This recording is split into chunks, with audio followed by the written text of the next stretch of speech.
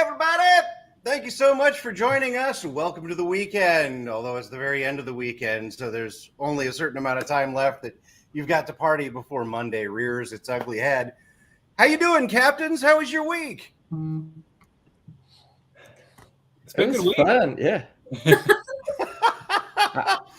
I only finished one book, but it was really fun watching the forums continue to come in from the team. Just nice little hit of happiness every time I saw that. And some people are just going crazy, submitting a bunch of books in the first week. I love it. Yep. Yeah. I've got some people on my team that are just on point this week. It's exciting. How many overachievers do you have on your teams? Like, do you have like 2 or 3 apiece? At least 2 or 3. I've got one that's already done and was done by day 2. Yeah. I have one done as well, and everybody else, even the people that have maybe only submitted 1 or 2, are like keep putting themselves down. Like, oh my god, I'm so behind. I'm like, dude, you have like 2 books in, you have 1 book in. That's great, right? Yeah. I mean, I feel like I was really happy. I'm bad, right? I'm not like you guys. I'm slow. And so I felt really good that I was like, I'm going to get my first book, Seekers Winds of Change, done by the 4th of July, and managed to pull that off. And then I pulled into Druid, and it was just like molasses. And it had nothing to do with the book, right? It was just me and the amount of time that I had to read. Although I've been really enjoying the read along for Druid. Yeah, there we go. And I think Ben and I lit up at the same chapter. It was like 24. Yeah. I love this cover. It got so tense. Like, this is not the light, like, palate cleanser read I thought it would be. Like, this is dramatic epic fantasy, people. Yeah. Like, this is high stakes, dramatic, epic fantasy. It's like BC Britain, but a magical Brittany. So it doesn't feel like Earth. So it's great. I'm delightfully surprised by this whole series. I can't wait to read more, though. Continue. Well, it's got a good sense of humor built into it, and I think that all comes from the porn stash on the cover. Well, now I get it. Yeah. I didn't look that closely. I didn't notice that either until you said that now.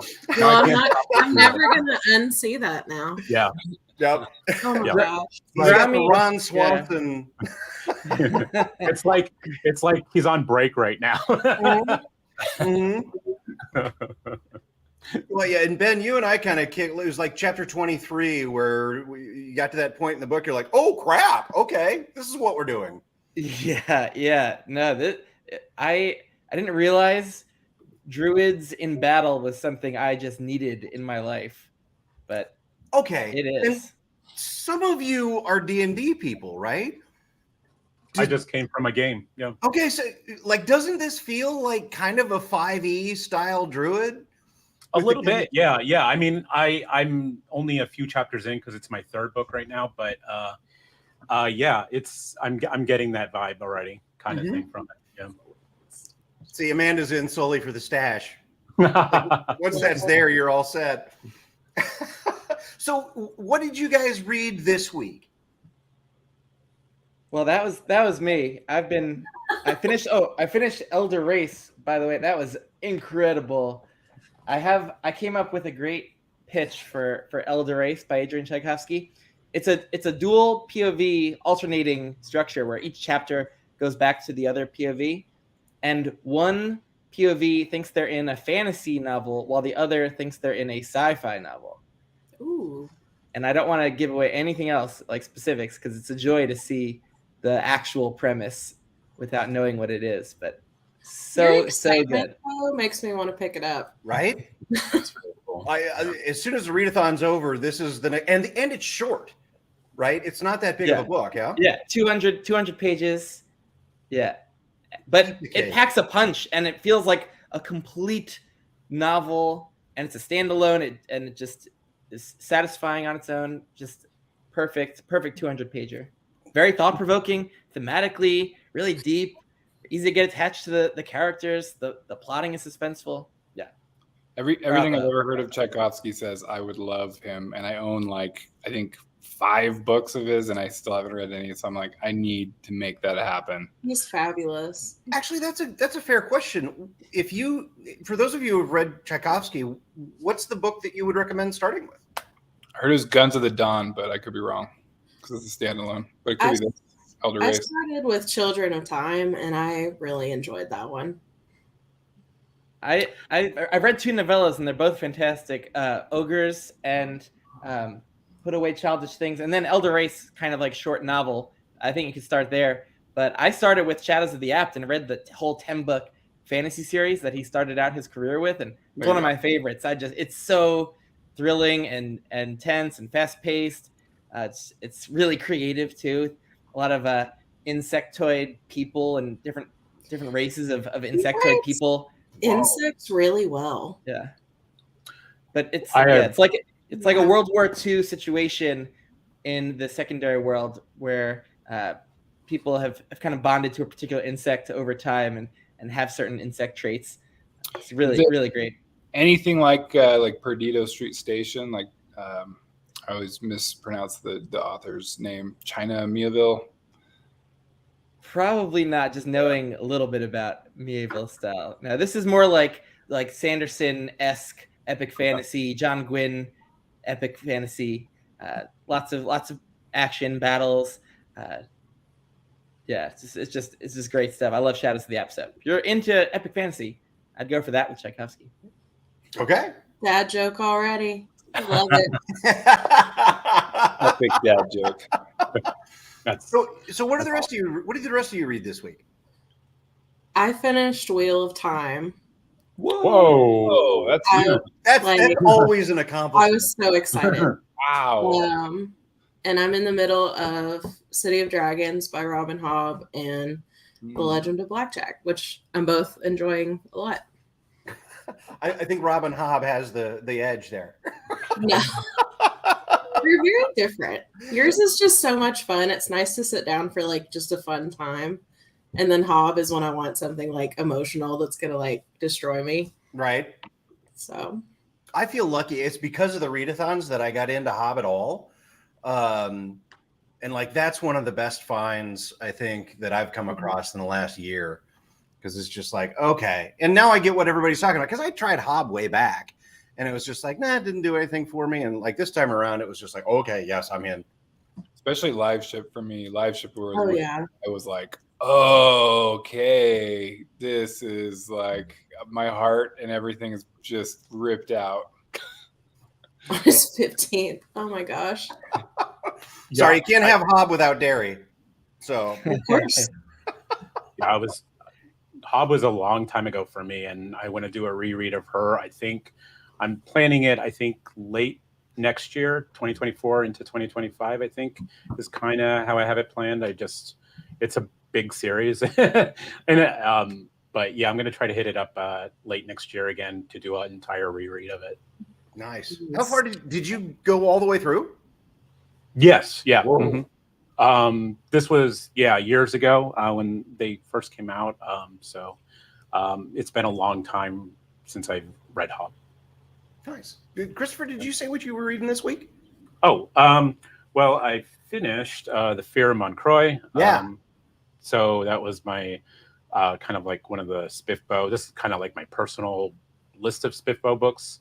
And this was on there, so this worked out perfectly. And did Montcroy come in at 4 stars for you, if memory serves? Or was it a little higher? Okay. Because you can only do, like a full star kind of thing. I did give it a little bit more. I think my biggest regret was it wasn't longer. I like longer books in fantasy.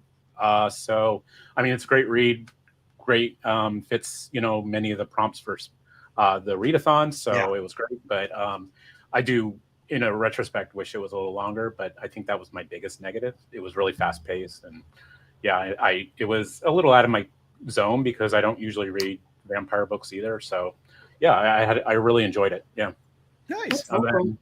And then not a very good leading on Captain, but this book isn't even for the readathon, but I'm like starting Guardians of the Moon. Yes. Yeah. I love it. Than that. But I am almost done with my second book for the readathon. I should have that finished tonight, and that's The Crew by Sadir Samir. Nice. Wait, if you need to submit it, you could for like a debut author bonus point, unless it's a reread. Erickson's first novel, though. Yeah, I don't think it is either. Yeah, Gardens doesn't fit. I won't get all full points for Gardens, so I can't count. He wrote something. He published something before Gardens of the Moon. Yeah, I'm like, yeah, I think so. Yeah. Oh, maybe not in fantasy. I think he was like a literary author before that. Ah, yes, I'm remembering now. Yeah, The Crew was a ton of fun. How about you, Bryce? I went right in with my long vacation. So I just barely got it done yesterday, and I was like, okay, we got plenty of time here.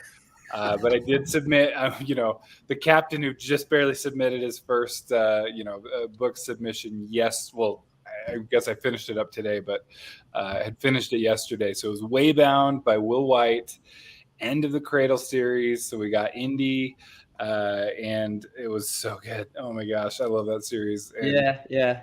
And it's hitting New York Times. That's the best part, is that the last couple have hit New York Times best-selling as an independently published. I just feel like it's time to be involved with indie publishing, because it's like it's taken off, and it's like the golden age, and it can work, and people can do so well with it, and it doesn't need to be just what a traditional publisher thinks will sell, and even though I love plenty of traditionally published, it just makes me so happy, being involved in this, because man, it's so cool to see that happen.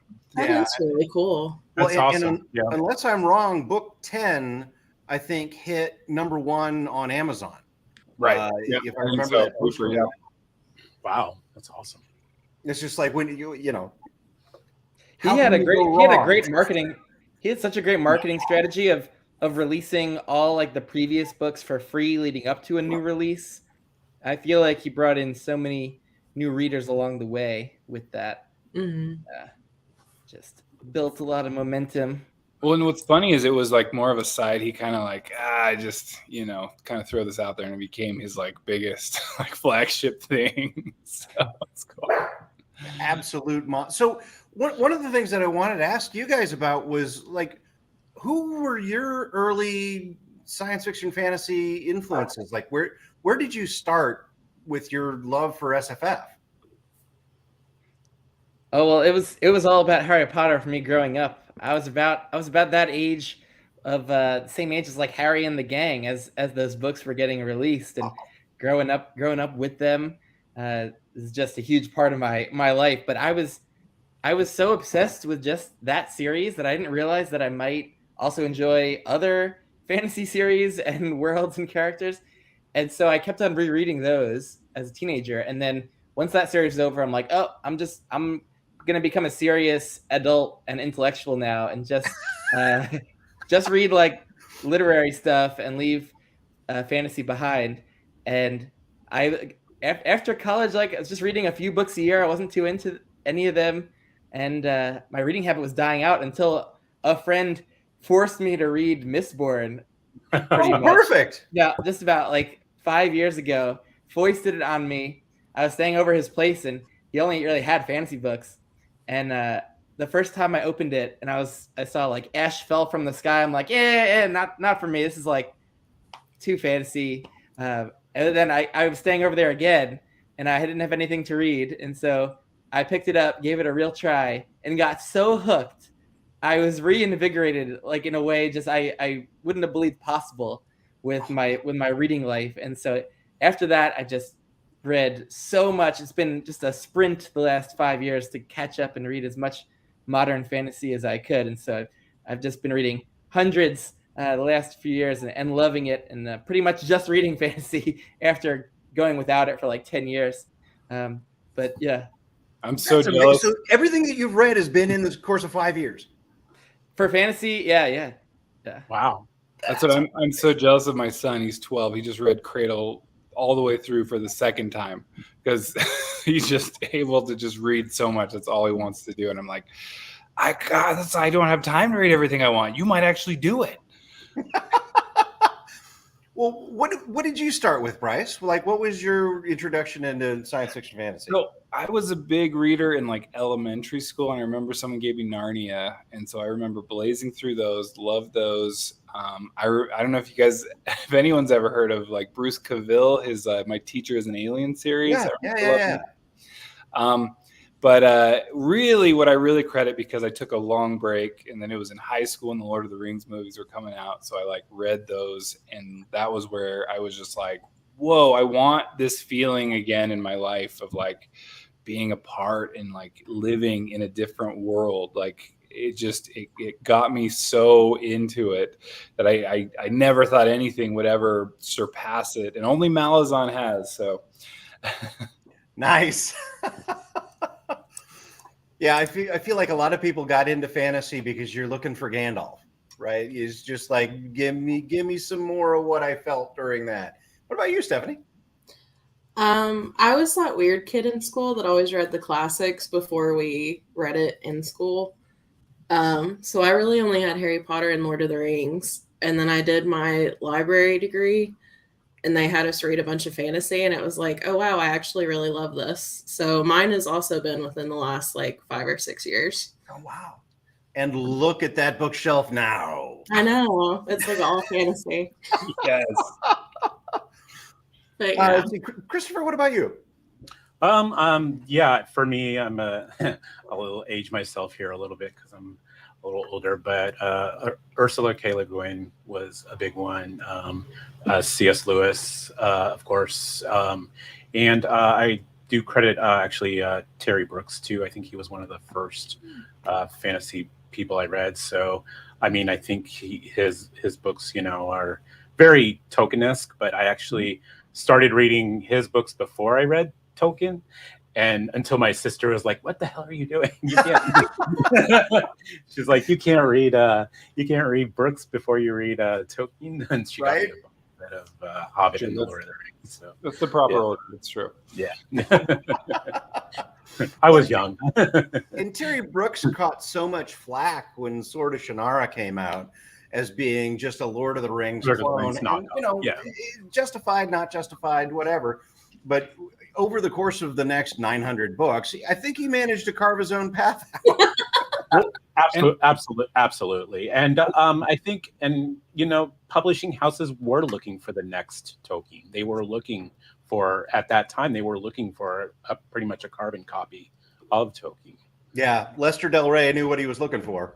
Yeah. Well, and I like Mike's book reviews always points that out, is he's just like, yeah, but Brooks like kept it going, right? And like made it popular and mainstream. So it's like, we have to credit him. And no apologies. He didn't change it or anything. He just kept going with it. Yeah. I'll always have a special relationship with Terry Brooks because when I was 12, we had this writing conference in town and my mom was in charge of it. So she decided to invite Terry Brooks, and he came and like stayed at our house. And like, he was one of those guys that where all those stupid questions a 12-year-old would ask an author, like, where do your ideas come from and where do you get your names? I did all of that, but I trapped him for like 6 hours. But he was so sweet and so kind, and I loved him so much. I bought every book. I just met him in March at our Emerald City Comic Con up here in Seattle. He was there with he's Robin a Seattle Hobb. guy. Yeah, he was up there with Robin Hobb, who's also local to Washington. And it was just, I don't get starstruck with celebrities, but authors like that, I'm like, it was like, it was really awesome. Yeah. Well, and Terry Brooks weighs like $105 soaking wet. So yeah, he's a small guy. So how do you transfer out of, oh, gee, I'm interested in fantasy, to saying I'm going to spend my time not only reviewing these books, but like going on YouTube and making videos about them? Like, that's a big deal. How did you make that transition? And that's for all of you. I actually had to do it for one of my library science classes. We had to create a channel and do a review, and then I discovered BookTube that way, and I was like, this is the best assignment ever. So I thought that was pretty cool. So did you take that original YouTube channel for class and just keep on building on it, or did you decide to really? Mm-hmm. Yeah. So this is all out of an assignment. Yeah. So what is it? What was the transition like between doing it for class and doing it because you wanted to? It was a lot less nerve-wracking because it wasn't for a grade. I could just do whatever I wanted. So, and it was nice to discover a whole community existed. It wasn't just for this tiny little class that I had to do it for. Nice, that's perfect. Yeah. Christopher, how about you? I got into it a little late. Obviously, I think I'm the new guy here in this group, but I started watching YouTube, during the pandemic, and I had a job that I'm an isolated office, so I had the ability to watch some YouTube videos, and of course, the big booktubers came up right away. Of course, Murphy Napier and like Daniel Green, I think, were the first ones I discovered, and then you slowly start getting the recommendations with the YouTube algorithm, and then you're finding these, and I enjoyed just watching like people just like be passionate about the books, and I turn around, I look at I'm like, hey, I maybe I want to do this too, and I'm naturally an introverted guy, so I thought maybe this might be something that can break that a little bit for me and get in there. I'm still a little introverted, like on Discord channels. I don't talk too often on some of the channels I'm in, but I think, and getting in front of the camera was never something I thought I would ever be able to do. But I'm enjoying it. And I think it's really opened up my passion for reading again, because I was kind of in a dark age for a while where I wasn't reading a lot. It would take me like a year to read maybe like 2 or 3 books, Sure. So, and I'm glad I'm back into a reading routine, and it's been a lot of fun. And of course, meeting so many people too. Oh, yeah. I can't believe how big this community is. Mm-hmm. No kidding. How about you, Ben? So when I got back into fantasy about 5 years ago, I was like, oh my God, I want to discover, all the different major series and look for recommendations. So I dove into online forums and BookTube. And so I, like a lot of people probably find the popular ones first, like Daniel Green, Mike's book reviews.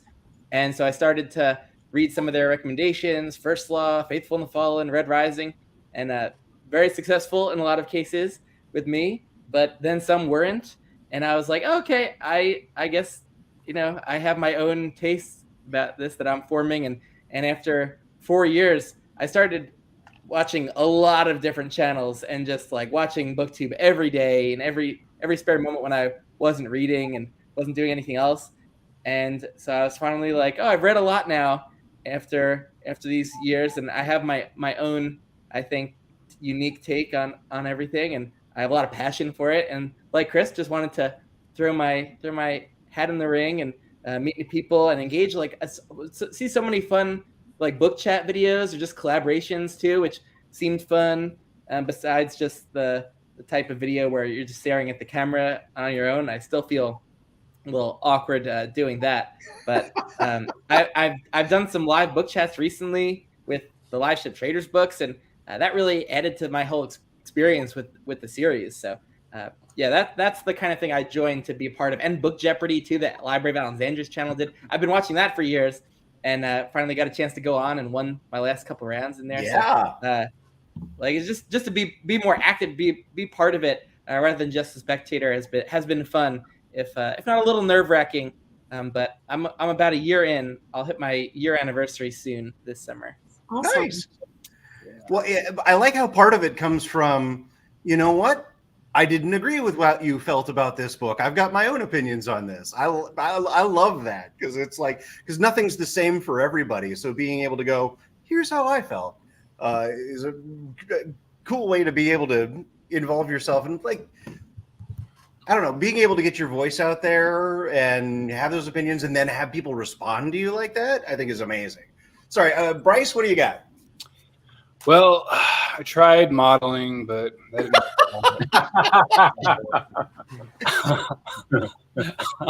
Lumberjack wear. Yeah. No, that was so. Man, this is. I'm gonna date myself. Back in 2009. I remember. I started like a blog. Blogging was like the cool thing to do on the internet for reviewing books, and because I kind of went down this rabbit hole for forums. Forums was a big thing in the aughts. Right. So, I was looking at like, I was just so into it. I was deep into, typing away opinions, and I started me down like, I'd read like one book in like every series. So now I have like a million series that I want to actively read, but I wanted to be able to like at least talk on some level about like Terry Brooks or who, like where I, hadn't read all of these, or, Melanie Ron, or, Dragon Prince, or whatever. And so I started my own blog, and so that was really fun. I did that for like 5 or 6 years, and then, just life, career, everything got crazy, and then got back into seeing like BookTube, like, oh my gosh, this is a cool thing. And then to see like, it's not even the big huge booktubers, it's the smaller booktubers that have a great following, that have this great camaraderie, and you just don't have, I don't know about you guys at least, but I don't have like I have like 3 people maybe in real life that like even read, let alone like the one of them that actually reads fantasy. And so it is great to like be like, oh my gosh, there are all these people. Thank you, Derry. Yes. Like, I literally have them up here. I'm like, oh, they're so good. And Dragon Star. Anyway, Melanie Ron's amazing.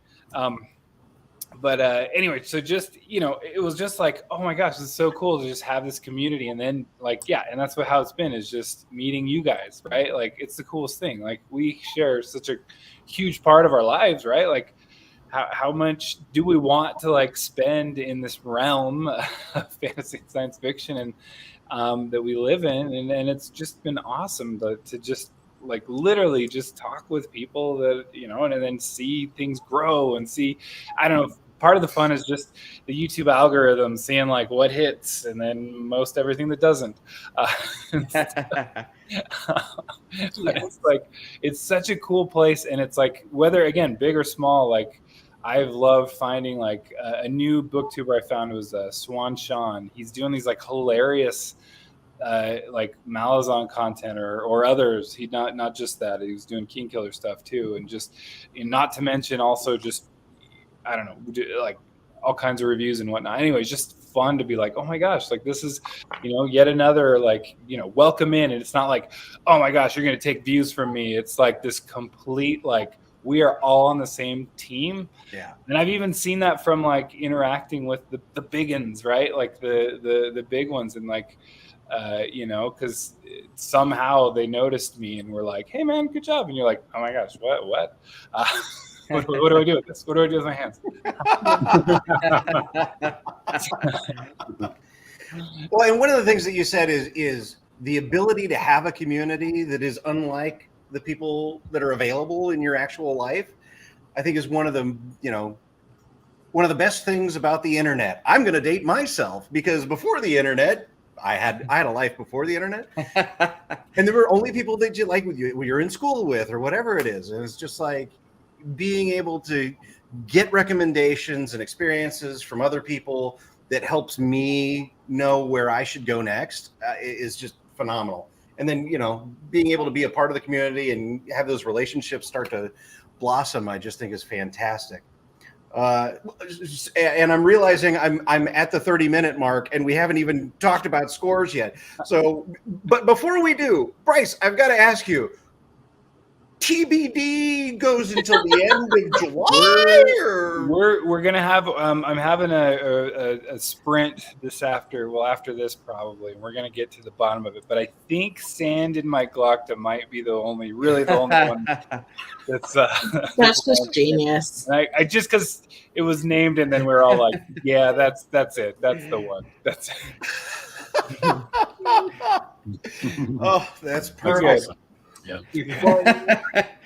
Okay, let's go ahead and do the drum roll because I think it's time to go ahead and get to some scores. And Stephanie, I believe I would love for you to go first because drop it like it's hot. Ladies first. How did you do this week?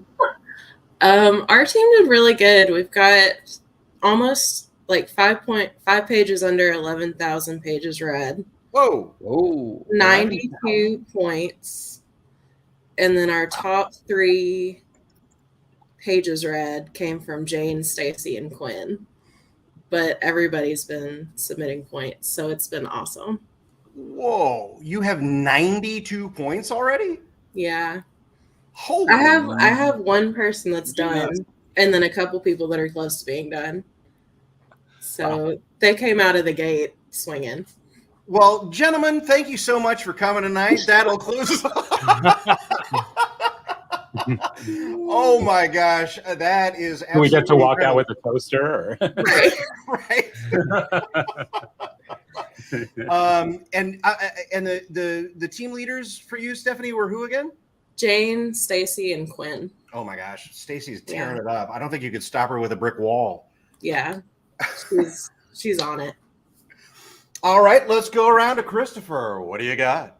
Oh, you got me after Stephanie? Okay. So we are at 23 entries for books, giving us everybody has received all max points. So we are at 69 points right now. For 69, dude. Tsunami Sea Dogs. And we got some heavy hitters here. Going call outs to Ty, the reader guy. Yeah. He is submitted all 5 of his books already. And we I saw that. Nice.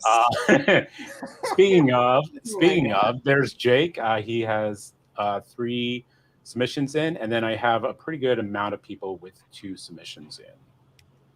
Nice. And I'll have my second in tonight too. So. Is there any chance that you happen to have number of pages? I'm just curious. You don't have to have it. No, I did not do number of pages, but I can pretty much add them up and maybe have them ready for next week. Good. So, but close. We're not like completely out of the ballpark here. Oh no. The team's really doing really well. Just some other quick stats. Looks like the biggest prompt is Bonds of Summer, which I think is really awesome because it shows that they're using, they're teaming up and reading same books together. The most submissions I had for one book goes to Seeker, Winds of Change. Winds of Change. 4 entries for that, and then the biggest bonus prompt used is the SPFBO 9. Nice. Perfection. I think I'm going to have Troy on this week and do an interview because I just got done with Seekers, The Winds of Change. I have to say it that way. And I want to get him on and do an interview with him. So I think I'm going to have him on this week. Ben, what do you got? All right. We're doing pretty well for the first week, I think. We have 27 books submitted for the Summer Swashbucklers. Ooh. 9,112 pages submitted for a nice round total of 80 points. All right. We missed one bonus point because our bonus prompts are not kind to book ones of series that are trad pub.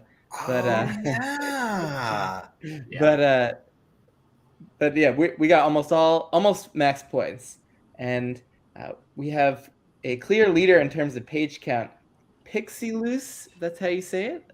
Pixie Loose has submitted 4 books at more than 1,600 pages, 1,629 pages, and so she's just been reading up a storm. It's more than 100 pages a day. Yeah. People are killing it. Crushing it. We have a lot of people submitted 3 already, like Jen the Bookworm and Nick, awesome. Connie, Twainy88, that's Nancy. So a lot of people just reading up a storm for us. So if we need to call on ringers, we'll have plenty of people to choose from. No kidding. And Absolutely. We had 3 people read Seekers, The Winds of Change. Is that subtitle? The Winds of Change? Yes. Seekers, The Winds of Change. 2 people. Do the pause. And then... Yeah. 2 people read The Crew and both loved it. Like, that's been a very popular book. I think Crew is crazy so far. And a lot of the prompts for dip in the ocean, weekend beach read, sandcastles, beach vibes, Dairy Queen, lots of spreading around. Wild Summer, a lot of the prompts being used, and SPFBO 9 bonus point, definitely the most used. Yeah, I think we're gonna rack up a couple of SPFBO 9 entries.